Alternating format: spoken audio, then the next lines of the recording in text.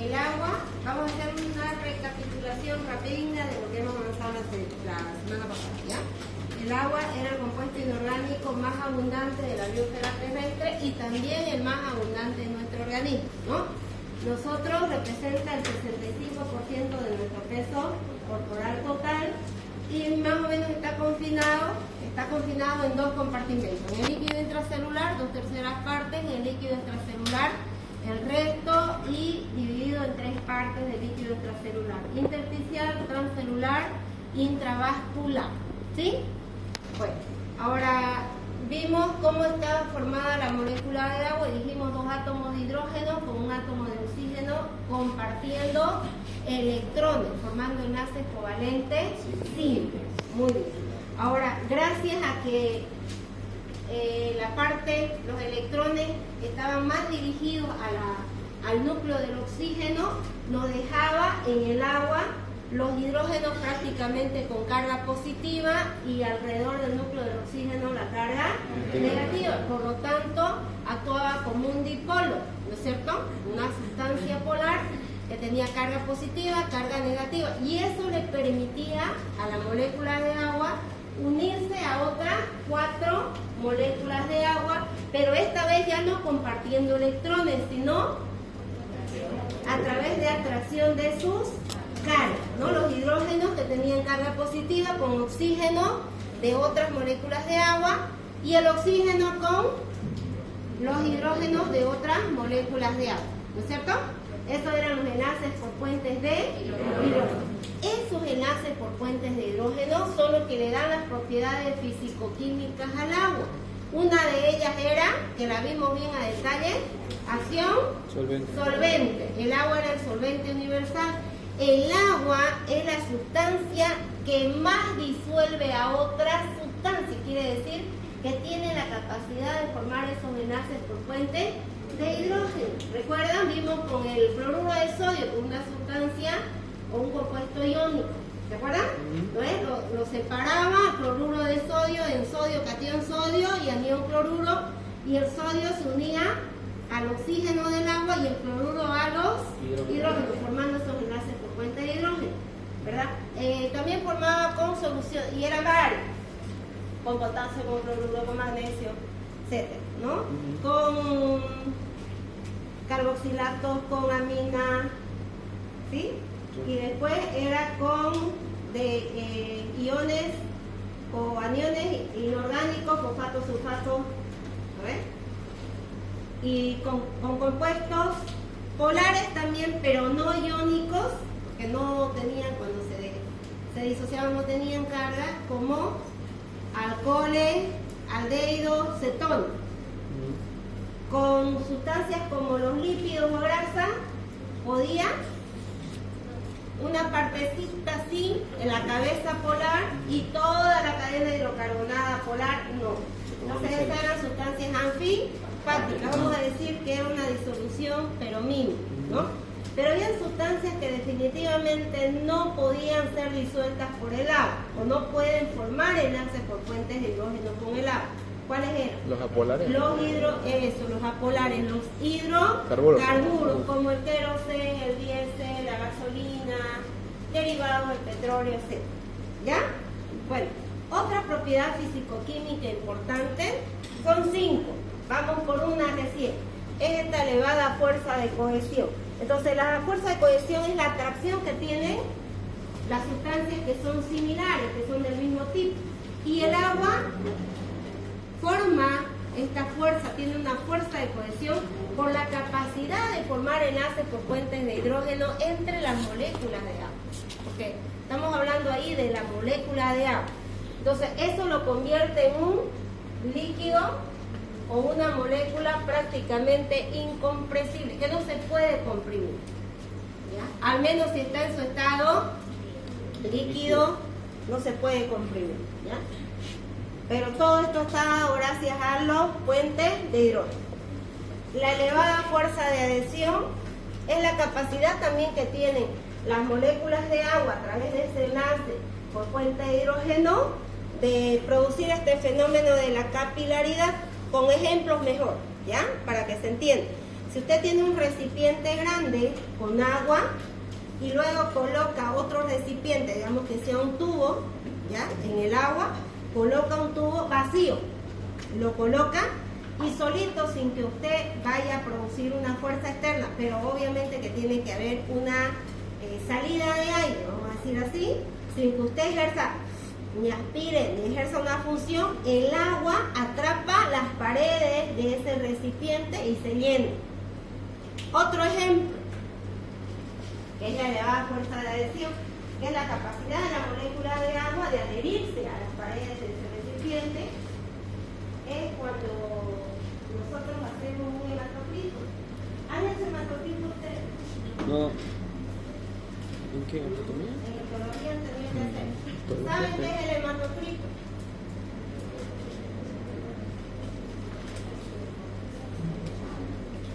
No, fórmula de solitario. A ver, ¿qué es el hematoclito? ¿Y cómo pasaron en histología? Hematocrito viene a ser la cantidad de volumen de eritrocitos en cierta cantidad de sangre. Ya, es la relación que existe entre los elementos formes y la sangre. El elemento forme y el plasma sanguíneo, porque lo vamos a dividir. La sangre tiene componentes formes. ¿Cuáles son esos? Glóbulos rojos, glóbulos blancos y plaquetas, ¿no ves? Y glóbulos blancos los podemos dividir en agranulocitos y granulocitos, ¿no ves? Pero aquí no estamos precisando, no estamos haciendo fórmulas depositarias, queremos saber la relación, porque en sangre hay agua o no hay agua. Hay. Hay, ¿no? De los 5 litros de sangre que tenemos aproximadamente de sangre, el tejido especializado, el tejido conectivo, como es la sangre, tiene elementos formes, tiene obviamente proteínas, pero también tiene agua. ¿Cuánto habrá de agua?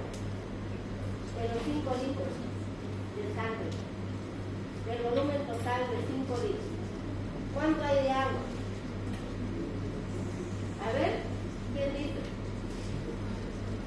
70%. Así no hay. A ver, aproximadamente 3 litros de agua de los 5 litros de sangre. O sea, que hay harta cantidad de agua igual. ¿Ya? Es más o menos la proporción que existe en nuestro cuerpo. Fíjense. Entonces, si yo quiero saber la relación que existe entre los elementos formes, principalmente los eritrocitos y el plasma, ¿yo qué hago? Saco, extraigo sangre capilar, entonces en el pulpengo del dedo, vamos a imaginar que ¿conocen capilares sanguíneos? ¿Sí? ¿Alguna vez le han hecho a ustedes, no es? ¿Un hematocrito? Ya entonces recuerden. Un capilar sanguíneo es un tubito de vidrio bien chiquitito, pegadito, ¿no es? Y tiene una franjita roja que esa franjita me indica que tiene algún anticoagulante. Si tiene una franjita azul, que no tiene anticoagulante. Cuando hay separación de los elementos formes y hay anticoagulantes, se llama plasma. ¿Ya? Cuando hay la separación de los elementos formes y el otro contenido, se le dice suero. Cuando usted no le agregó un anticoagulante, es que después que usted lo saca, le trae la sangre, sí o sí se va a coagular si usted no deja un tiempo afuera. ¿Ya? Entonces el anticoagulante para que no suceda eso. ¿Ok? Entonces si yo quiero saber, agarro en el espejo del dedo, primero hago una efectiva antisecha o hacer. Con alcohol isopropílico y un algodoncito de tapado, alcohol al 70%, hago la limpieza con una lanceta, pincho la primera gotita, descarto y luego en el capilar, lo único que hacemos es aceptar el capilar. No estoy ahí succionando la sangre, ¿se entendió? No necesito. ¿Por qué fluyó la sangre? Tiene una estructura bien chiquitita. ¿Por qué? Lo que dice ahí, por ese fenómeno de capilaridad.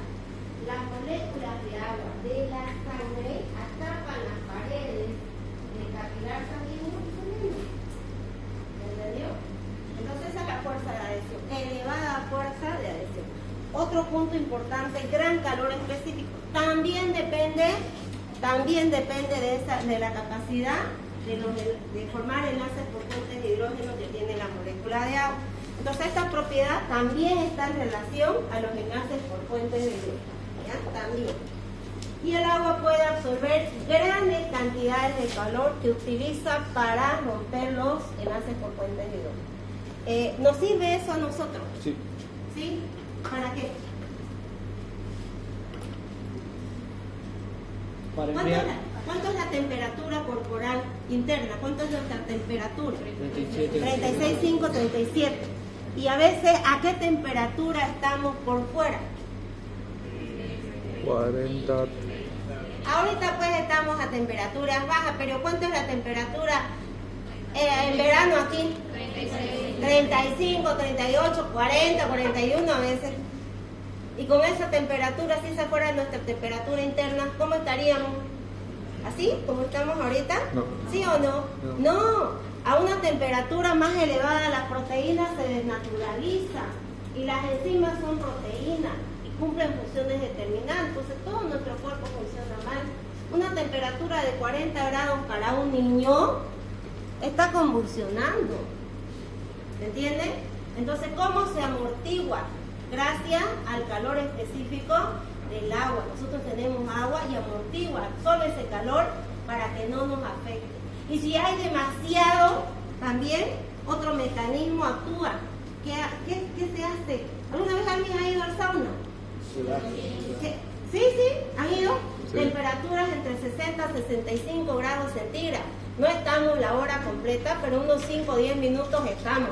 Mientras más vamos seguidos, nos vamos a estar mejor. Ahora, ¿por qué podemos estar ese tiempo en ese lugar? Porque el agua nos puede permitir absorber esa temperatura externa y va regulando. Y otro mecanismo que regula la temperatura, nuestras glándulas, pues no, nuestras glándulas sudoríparas, ¿qué hacen? El cerebro envía señales a la glándula sudorípara y le dice, oye, trabaja, ¿sabes qué? Me estoy calentando mucho. Mejor no veas, porque no puedo hablar como yo quiero. ¿Ya? A ver. Porque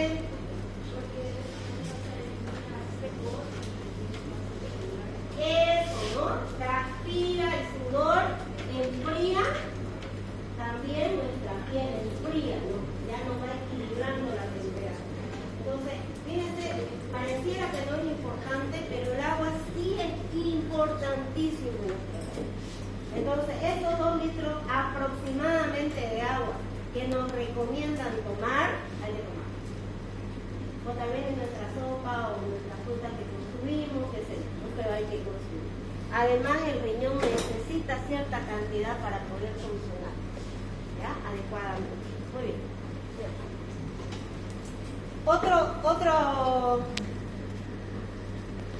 Otra propiedad fisicoquímica es el elevado calor de vaporización. Igual, este elevado calor para cada gramo se necesita 540 calorías para que pueda evaporarse el agua. Porque primero hay que romper los enlaces por puentes de hidrógeno, dotarla de la suficiente energía cinética para que se pueda evaporar. ¿Ya? Y nosotros facilito, ¿hay vaporización del agua? Sí hay. No necesariamente a una temperatura tan elevada, pero cuando nosotros queremos realmente que se vea ese fenómeno de vaporización, de que pase de la fase líquida a la fase gaseosa, necesitamos temperatura de ¿cuántos grados? De 100 grados, ¿no? Alcanzar una temperatura de ebullición, y ahí sí que el agua todavía empiezan a romperse los enlaces por puentes de hidrógeno y se va a evaporar.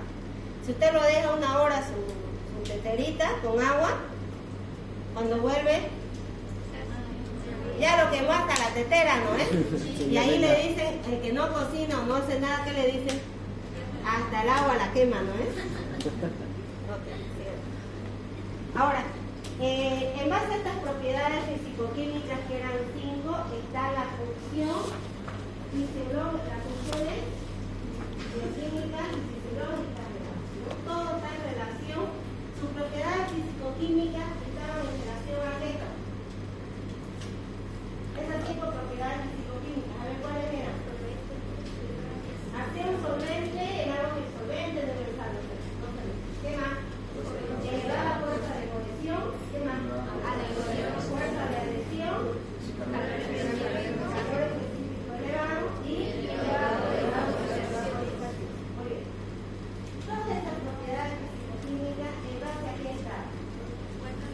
Puente de... Es los enlaces a la capacidad de las moléculas de agua de formar enlaces con puentes de hidrógeno, gracias a los enlaces con puentes de hidrógeno. Y las funciones están en relación a esas propiedades físico-químicas. Vamos viendo una por una. El agua puede ser soporte o medio donde ocurren las reacciones metabólicas. Las reacciones metabólicas o el conjunto integrado de reacciones químicas que ocurren al interior de la célula se denomina metabolismo. Entonces, ¿dónde ocurren las reacciones?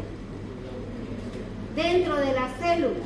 Ahora podemos decir algunas en el citoplasma, otras, por ejemplo, en la mitocondria, en la matriz mitocondrial. Vamos a dar un ejemplo. Ustedes saben qué se necesita para realmente utilizar la energía. ¿Qué necesitamos? Nosotros somos seres quimiotróficos, ¿verdad? Sí. ¿Sí? Sí. ¿Y qué energía nosotros utilizamos? Nos paramos como las plantitas ahí en el sol, que nos viene el sol y a través de la fotosíntesis tenemos energía. ¿Sí o no? Para empezar, si tenemos cloroplasto, ¿no? O poco clorofila, ¿qué vamos a realizar la fotosíntesis? No podemos, ¿no? ¿Cuál es la energía? ¿Cuál es la energía, compañero? ¿Usted? ¿Qué energía hay? ¿De dónde usted tiene para poder cumplir sus funciones? ¿Ya, pero de qué?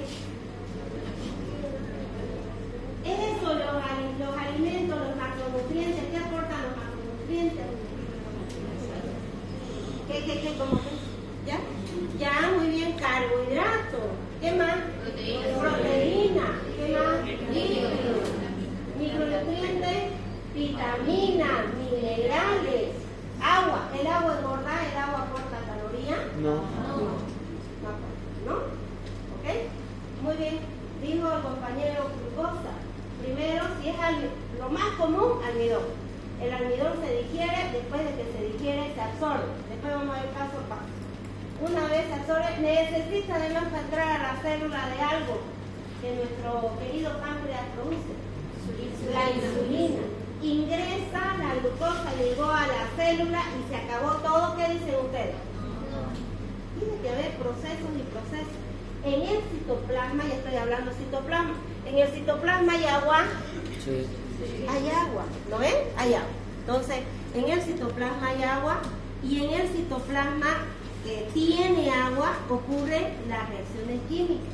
Si es para la glucosa tiene que degradarse en una secuencia de 10 etapas, quiere decir 10 reacciones químicas. Cada reacción necesita una determinada enzima y produce una determinada reacción. Entonces, para resumir, la glucólisis es la vía degradativa donde una molécula de glucosa en 10 etapas consecutivas me forma 2 moléculas de piruvato con la generación de ATP. Entonces, estoy resumiendo porque esto lo vamos a ver a detalle más adelante. ¿Ya? Entonces, ¿dónde se llevó a cabo esa reacción? ¿Dónde? ¿Y quién fue el soporte o medio para que se lleve a cabo esa reacción? No digo que está haciendo, sino quién fue el soporte o medio. El agua. El agua del citoplasma. Porque esa determinada vía metabólica se llevó a cabo dentro de la célula. El citoplasma que tiene agua. ¿Se entendió? Sí. Ya, muy bien. Gracias a qué entonces, a su propiedad de ser solvente. El disolvente universal forma con varias sustancias. Un ejemplito del tipo. Aquí.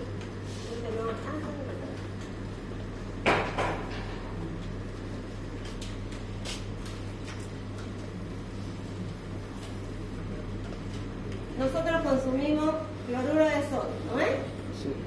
Y dijimos que en el seno del digamos que este sea el torrente sanguíneo, me está inventando. ¿Bien? El agua, ¿qué hace? Lo separa. Lo separa en qué? Y anión cloruro.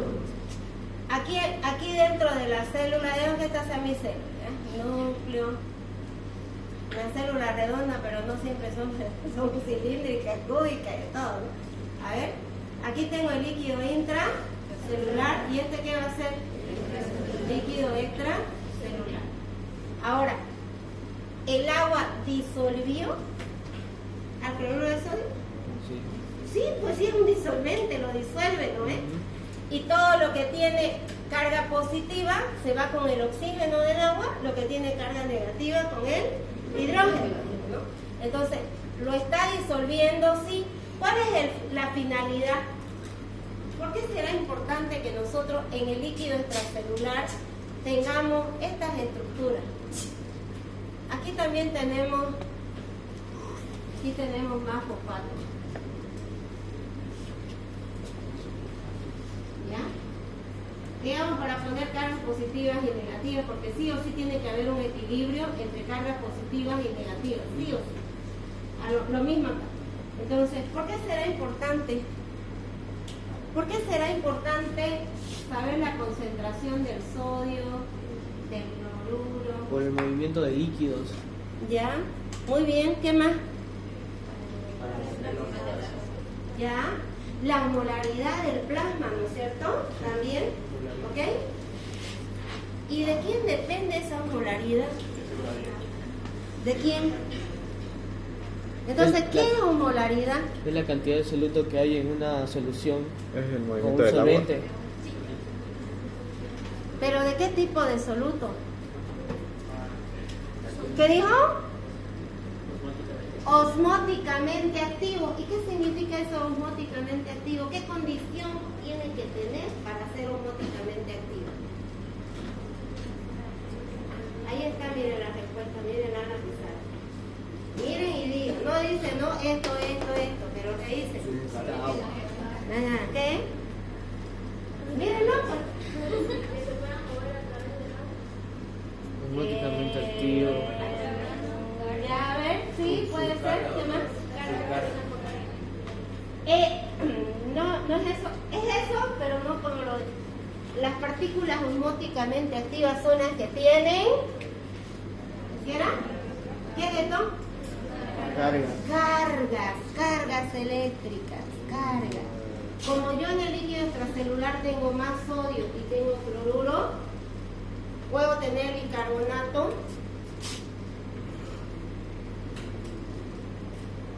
¿De quién depende la polaridad? Principalmente si decimos partículas osmóticamente activas. ¿De quién depende? Aquí tengo 22 a 27 mil equivalentes litros. Cloruro 95 a 105 mil equivalentes litros. Sodio 135 a 145 mil equivalentes litros. ¿Cuál hay más? ¿Cuál tiene más? El sodio.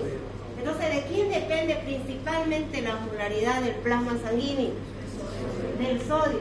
Y además el agua persigue al sodio o sigue al sodio como nuestra sombra nos sigue a nosotros.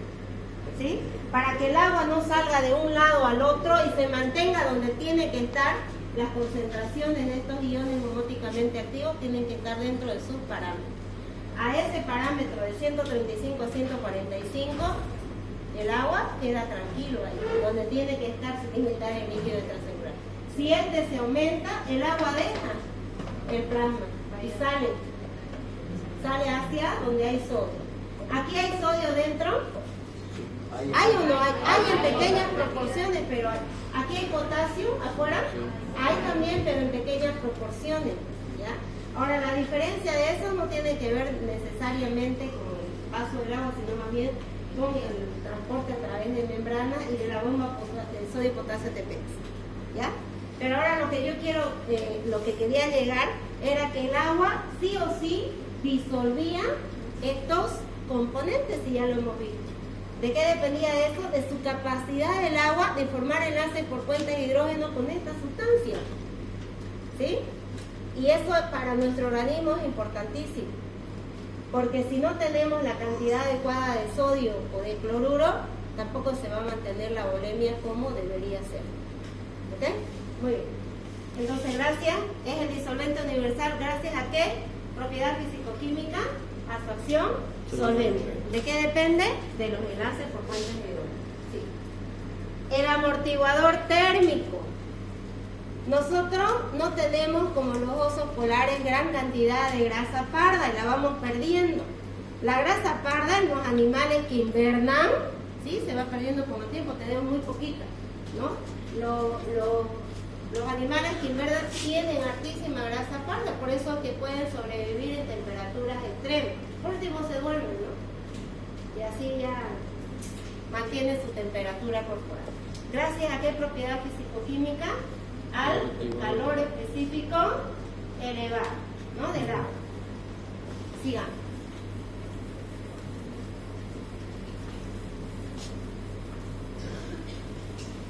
Siga. Transporte de sustancias también, gracias a esa acción solvente. Y hay sustancias que pueden... ¿Cuál es el tejido donde por excelencia el tejido conectivo deriva su nombre y conecta todo, ¿no? Sí. Pero hay algo que conecta un tipo de tejido especializado. Tejido conectivo especializado. ¿Cuál sería por el transporte de sustancias? Sanguíneo. Eso, ¿no? Tiene el único lugar donde no ha tenido sanguíneo que con el tiempo se va deshidratando y va perdiendo la gente, el cartílago, ¿verdad? El cartílago. Ahora, y ahí va ese punto adelante, ahora de acá, lubricante amortiguadora del roce entre órganos. ¿Dónde, por ejemplo? ¿Dónde encontramos agua que sea importantísimo para evitar el roce o el choque entre órganos? Los pulmones, el corazón. Los pulmones, el líquido pleural. El líquido pleural es poquitito. ¿Cuánto creen que hay de líquido pleural? Entre las pleuras. ¿Cuánto creen? A ver, díganme un número, no importa. ¿Ah? ¿Cuánto? No entendí, no escuché, perdón. Más fuerte, soy sorda.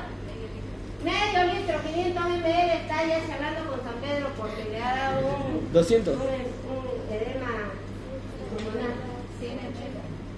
200. 180, 200, 150 ml. Nada. Wow. Muy poquitito, pero ese poquitito de acción necesario. Muy necesario.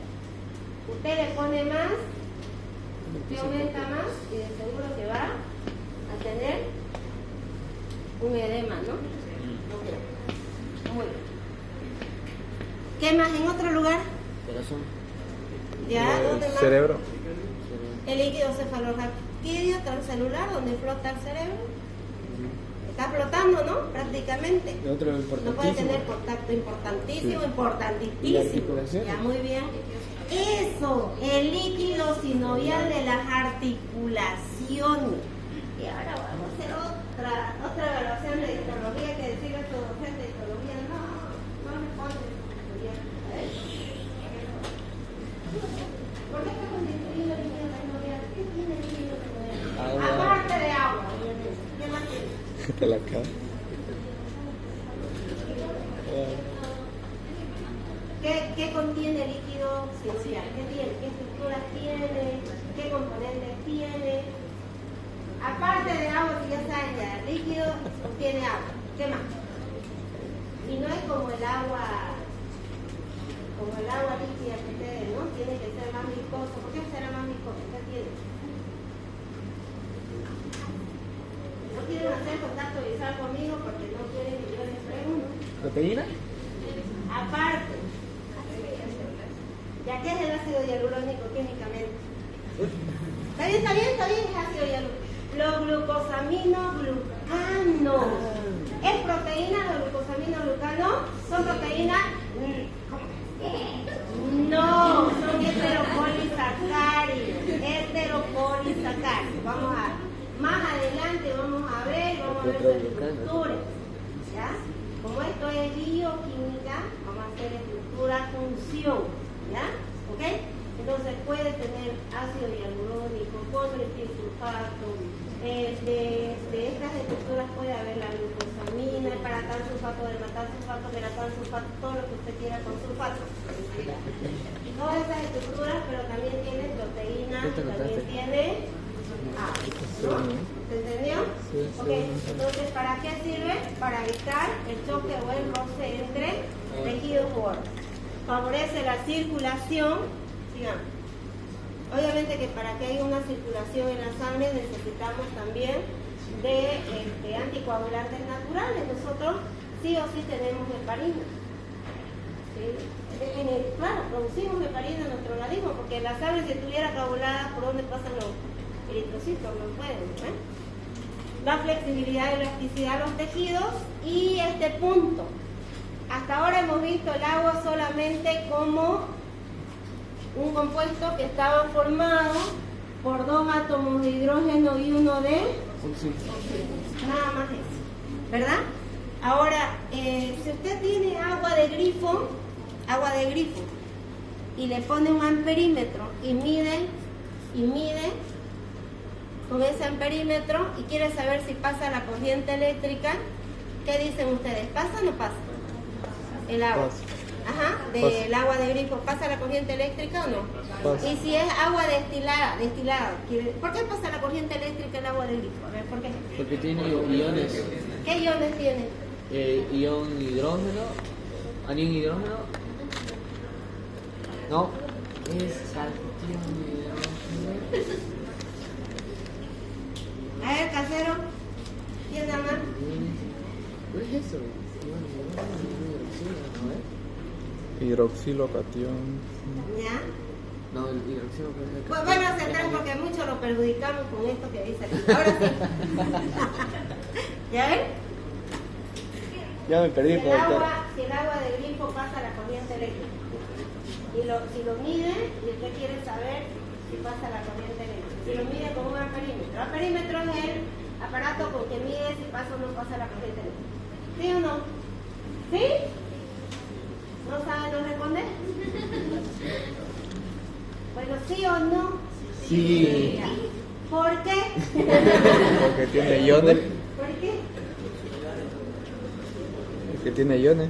Tiene iones. Uno levante la mano aunque se equivoque. A ver. ¿Dónde lo dice yo? Acá, No, acá. pues sí lo veo. A ver, Quiroga. Lo siento, ya yo me pregunto.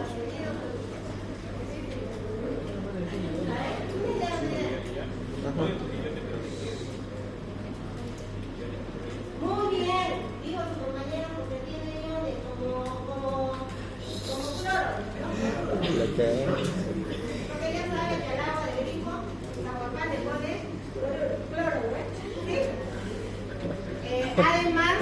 Además, las aguas en diversos países son diferentes. Nuestra agua de nosotros es un agua semidura que tiene harto carbonato de calcio, fosfato de calcio. Entonces, sí o sí con el agua puede disolver y lo puede separar en sus iones. Entonces, tiene iones. Si tiene iones, puede conducir la corriente eléctrica. El agua purita, pura, sin estas sales, ¿puede conducir la corriente eléctrica? También. ¿Sí o no? Un poquito. Un poquito. A ver, ¿quiénes dicen que no? Levante la mano. Pero levante la mano y sostengan así. No hay... Por si la duda.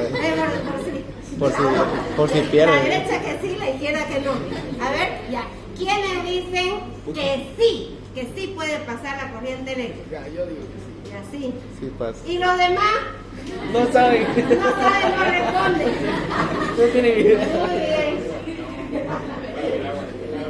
Sí puede pasar la corriente eléctrica. Sí, punto extra todo. Medido con un milímetro muy especial, se vio que el agua pura pasa. era capaz de conducir la corriente eléctrica, porque el agua no la tenemos como tal, como nos las imaginamos en nuestro organismo, solamente como agua líquida, ¿me entienden, no? Sí. Entonces, el agua, para que una molécula de agua se disocie en sus componentes iónicos, necesita interactuar 555 millones de moléculas de agua.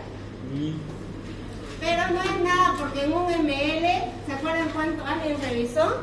Que en un ml de agua habían 3.13 por 10 a la 24. Estamos hablando de millones que hay en un ml. Ya 555 millones de moléculas de agua para que una sola se ionice en sus componentes iónicos. Esa es la reacción química que más vemos. Reactante. ¿Y estos qué son? Reactivos. No, ¿cómo fue reactivo? Reactante y producto. Entonces, ustedes han pasado por ello, ¿no? No, ¿Y esto qué indica? La flecha. que puede volver. ¿Qué indica la flechita? ¿Qué es reversible?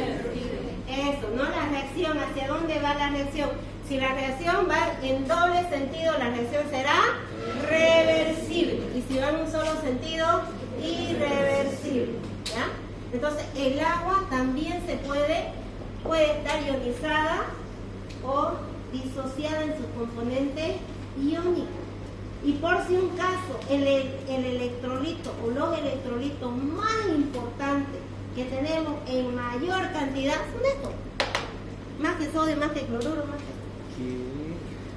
Y por eso es que medimos el pH de las soluciones, porque el pH es potencial de hidrogeniones.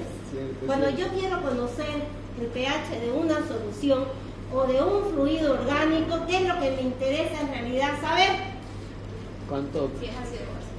Claro, pero ¿qué me interesa saber? Conocer la concentración de quién? Del hidrogenio. Y si no hubiera esto, no podrían hacerse ni resonancias magnéticas, ni tomografías, porque todo está en base a este señor. Y más adelante vamos a ver que se hace de todo, el organismo hace para controlar el hidrogenión dentro de sus parámetros. ¿Ya? Entonces la ionización, el agua no solamente había estado como agua líquida, sino que nuestro organismo, el agua también está ionizada. No es todo, ¿no? Porque si fuera todo ya estuviéramos charlando con Sofía. Un pH por debajo de 7 ya... 7.35, por debajo de 7.35, 7.3 ya está presenta patología. O sea, no tiene que cambiar mucho. Ya con 6.8 está charlando con San Pedro. De sangre, digo, ¿no? El pH varía también en diferentes compartimentos. No es lo mismo el pH del estómago, del jugo gástrico, que el pH de la sangre. El pH del jugo gástrico es 1. Tiene que ser así, porque si no las proteínas no se digieren. En cambio, en la sangre el pH tiene que ser ligeramente alcalino. Digo ligeramente alcalino porque neutro es 7 y 7.35 a 7.45 es ligeramente alcalino. Así tiene que ser, ¿ya? Bueno, entonces el agua también sirve como reactivo en reacciones del metabolismo, aportando ¿qué? Hidrogeniones o hidroxilo o también conocido como oxitrilo. Entonces, para los hidrogeniones, porque tiene carga positiva, otro nombre podemos decir iones hidrógeno, otro nombre protón, porque tiene carga positiva.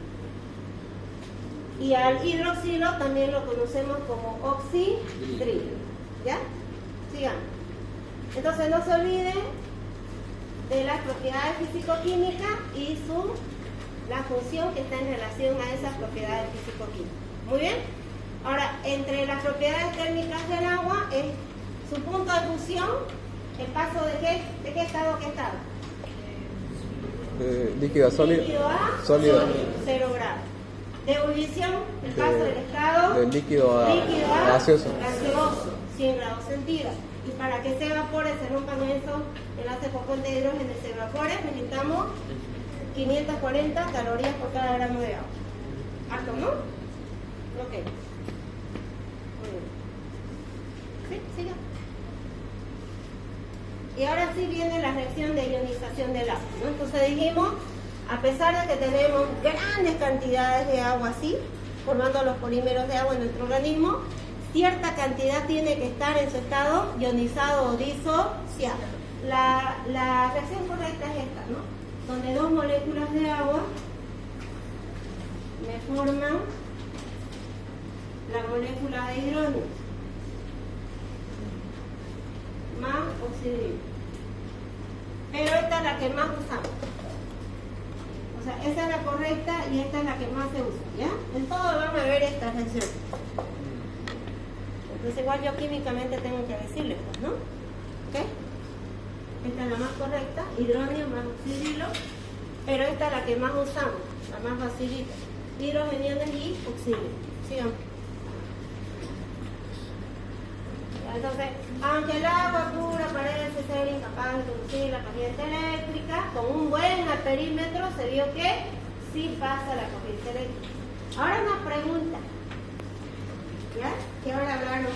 Si su compañera tiene la mano mojada y decide, no sé por qué meterle su dedito a ese enchufe, ¿ya? ¿Le pasa la corriente eléctrica? Sí.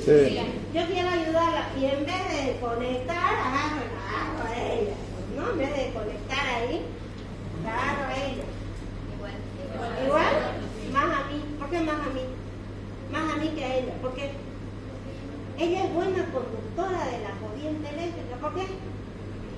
Porque tenemos hartísimos electrolitos, ¿no? Dijimos, ya nomás el agua, hay sodio, cloruro, hay bicarbonato, fosfatos, sulfatos y todo lo que usted quiera. ¿No? Con cara. Muy bien.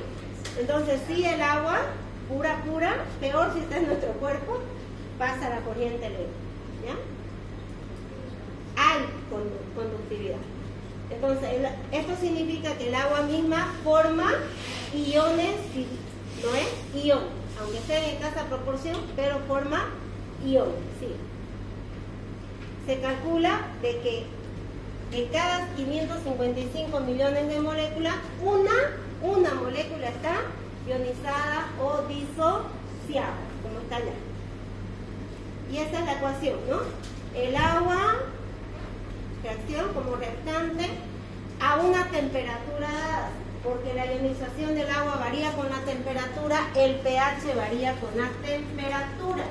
Entonces, la temperatura que en la mayoría de los laboratorios, por no decir todo, se trabaja, la temperatura estándar es 25 grados centígrados.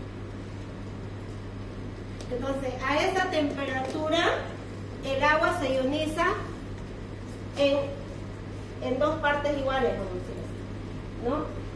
10 a la menos 7 mol sobre litro de hidrogenión sobre litro, y de oxidrilo 10 a la menos 7 mol sobre litro. ¿Ya? Entonces, a esa temperatura el agua se había ionizado de forma equilibrada, ¿ya? 10 para este, 10 para este. Bueno, ahí es la más correcta, ¿no? Entonces, midiendo la concentración de iones de hidrógeno o hidrogeniones en el agua pura, se encuentra que es de 10 a la menos 7 mol sobre litro, y la de ion oxidrilo o hidroxilo también 10 a la menos 7 mol sobre litro. ¿Ya? Entonces, por tanto, el agua produce, al ionizarse, igual cantidad de iones, pero a esa temperatura. ¿Ya? Y ahí me van a completar entonces sus apuntes o resúmenes. La ionización del agua a 0 grados centígrados, ¿cuánto será? 25 es esta. ¿Cuánto será 37 y cuánto será 100? ¿Ya? ¿Cuánto es a 0? ¿Cuánto es a 37 que está ahí? ¿Cuánto es a 25, no? 0, 25, 37 va a buscar usted y a 100 grados. A esas determinadas temperaturas. Esta es a 25. Ya. En base a esto, se vio el equilibrio de ionización del agua, que está representado por la letra KW. ¿Ya? La ionización del agua. Entonces vemos así, para expresarlo, la ionización del agua está por primero el reactante y sus productos. Entonces, donde la constante ionización del agua es todo lo que está en este lado, va arriba, ¿ya? Y lo que está sumando pasa a multiplicarse. Entonces decimos corchete, concentración. Concentración de hidrógeno por la concentración de oxidrilo. Y este restante pasa a dividir. Entonces, concentración de agua. ¿Sí? Ahora, para que una molécula de agua esté así, ¿cuántas interactúan? Para que una molécula de agua esté en su estado ionizado, ¿cuántas interactúan? 555 millones. Es hartísimo, ¿no ves? Entonces, como es mucho, esto le ponemos un 1, como si valiera 1. 10 dividido entre 1. 10 dividido entre 1. 100 dividido entre 1. 1000 dividido entre 1. Entonces, todo dividido entre 1 será lo mismo. Entonces, la constante de ionización del agua es igual a 10, esto se suma, ¿no ves? 10 a la menos, ¿cuánto? Menos 7, ¿cuánto da? 14, menos 14, ¿qué era? Expresado en mol sobre litro. Entonces la constante de ionización del agua será, ¿cuánto? 10 a la menos 14 mol sobre litro. Esta, si dice constante, ¿qué significa? No cambia. Si yo le aumento un ácido, ¿cambia? ¿Cambia o no cambia? La constante de ionización del agua. No cambia. ¿Qué aumenta? Si yo le aumento un ácido, ejemplo. Yo tengo 2 vasos precipitados. Son vasos precipitados. Tengo 10 ml de agua en cada uno. Pregunta antes de seguir. ¿Me escuchan atrás? Porque a mí me duele la garganta. Desde las 7 hasta ahorita ya estoy. Porque no he hablado mucho, sí. Pero tengo en ambos vasos 10 ml. A este le agrego, denme nombre de un ácido, el más fuerte que usted sepa.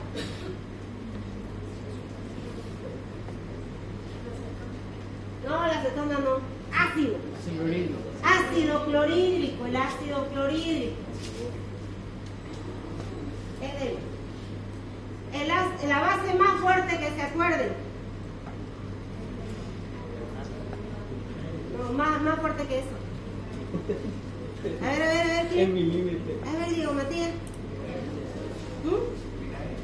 Ese es ácido débil. Base fuerte.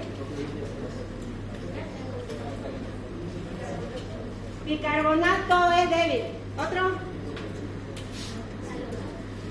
Otro, ya también, pero hay uno que es más porque la hidróxido de calcio tiene 2. No, Un poquito de sodio. En ese sentido que ella dijo. Lo A ver, mismo.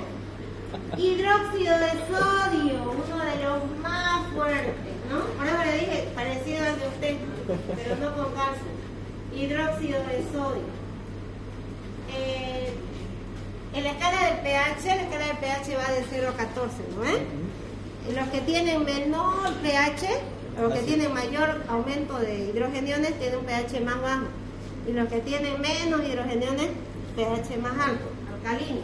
Ahora, si yo le agrego ácido clorhídrico y hidróxido de sodio, mire, ¿el agua lo puede disolver? ¿O no a ello? ¿Disuelve o no? No quiere decir que puede formar enlace por puente de hidrógeno, pues no. Porque mire, lo separa ahí y lo separa acá. Aquí, ¿qué voy a tener? Si lo separo en sus componentes iónicos, ¿qué tengo? Hidrogenio y cloruro, ¿no es? ¿Sí? ¿Y acá qué tengo?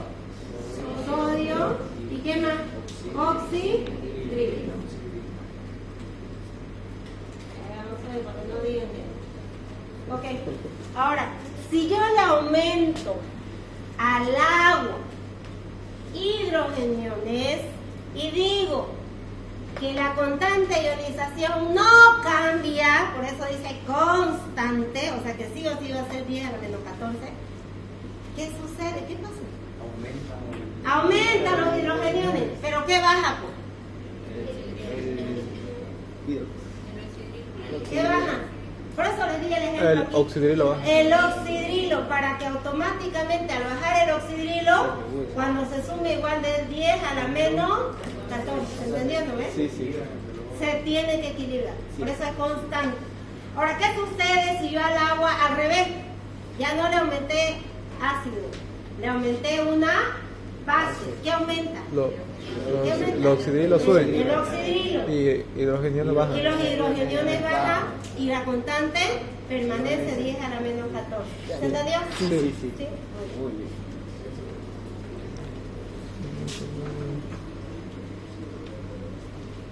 ¿Cómo pregunta esto en el examen, doctor? ¿Quiere que pregunte esto en el examen? No, digo, ¿cómo lo ¿Por qué no?